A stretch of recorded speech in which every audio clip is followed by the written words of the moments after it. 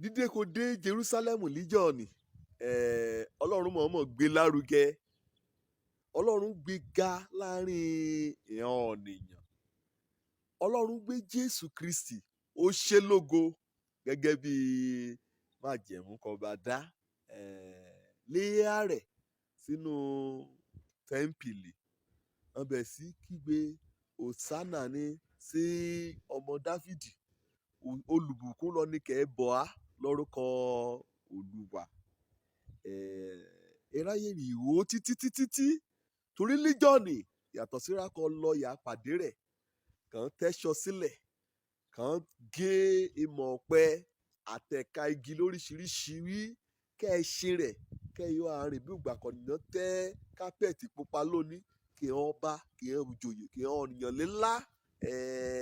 wíkàn rìn lórí rẹ̀ máa ní kété ra Ísírẹ́lì níjọ́ọ̀nì o ní Jerúsálẹ́mù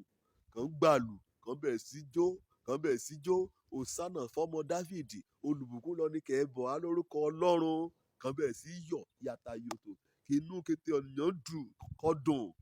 bẹ́ẹ̀lì wí kété òlú mi tìtì níjọ́ọ̀nì òlú mi o torí pé ọ̀nìkan yí ọbẹ̀ ìrákànjáko ìrákèé òye ọ̀rìn dúró sẹ́yìn èyí ni Jésù Jésù gan-an òun lè yí wòlíì Násárẹ́tì ti Gálílì òun lè yí Jésù lórúkọ rẹ̀ òun gan-an lè yí àṣìmọ̀ bá dáa kọ̀nìyàn ṣòdámọ̀ òun kẹyẹ kẹ́mọ̀ lásìkò kò yẹ kẹ́ mọ̀ ìbá dáa kí rí ọ̀nìyàn kẹ́ mọ̀ fo ọ̀nìyàn ro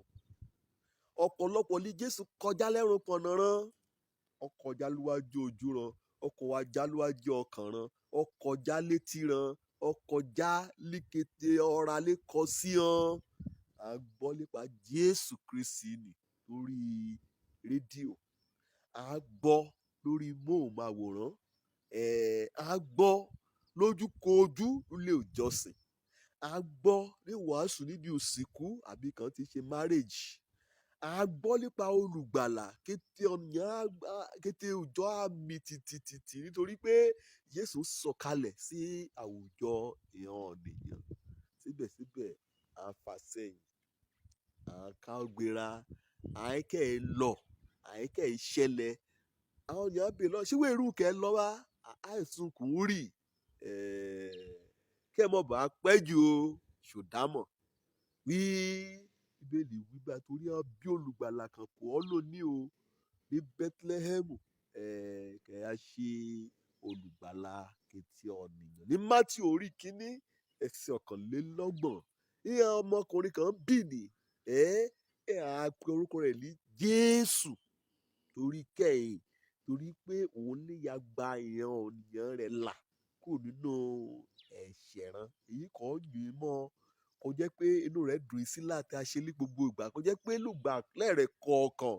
lọ máa ń lò dálé ibi ọkàn lórí rẹ̀ kọ́ yá kábàámọ̀ ṣùgbọ́n síbẹ̀ kò ń rún yá mọ́ Jésù ti kú o kẹ́ẹ̀bá yọ gbà ọ́ kò nínú ẹ̀ṣẹ̀ burúkú ni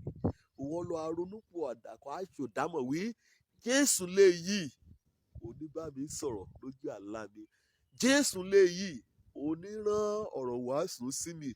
Jésù lè yí olólùfẹ́ ọkàn mi kó kú lórí igi àgbélébùú kó ta ẹ̀jẹ̀ rẹ̀ sílẹ̀ fún ìwẹ̀nùmọ́ ẹ̀ṣẹ̀ mi ọ̀rẹ́ àtẹ́wọ́gbà wí Olúwa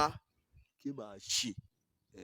wọ́n ti ṣẹlẹ̀ léyìí ni o sí Sọ́ọ̀lù Tásù kó fẹ́ yà ṣe nínú bí ni wọ́n fẹ́ yà mú ọmọ yìí Jésù Kristi wọ́n á dèhán wọ́n á mú wá sí Jerúsálẹ́mù wọ́n á mímúran gbolẹ̀ wọ́n á mú ayéran wọ́n á mú jófin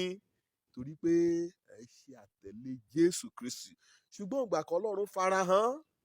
ọ̀rọ̀ àwòrán Jésù lọ́sìn gangan láàrin sùn ó ríran ni ó rí bèrè lọ́rẹ̀ yóò Olúwa kí màá ṣe kù ọ́ ní Jésù rí mú wí èmi ni Jésù Olúwa ń ẹ̀rù ni kò ọ́ láti àtàpá ṣègún ègúngún ní ipa ni mọ̀ para rẹ̀ ló ná o kó ronú pọ̀ àdá ẹ̀ṣẹ̀ rẹ kó ti lu Sọ́ọ̀lù kó ti lù bolẹ̀ bá a nìkẹ́mi Ọlọ́run lù bolẹ̀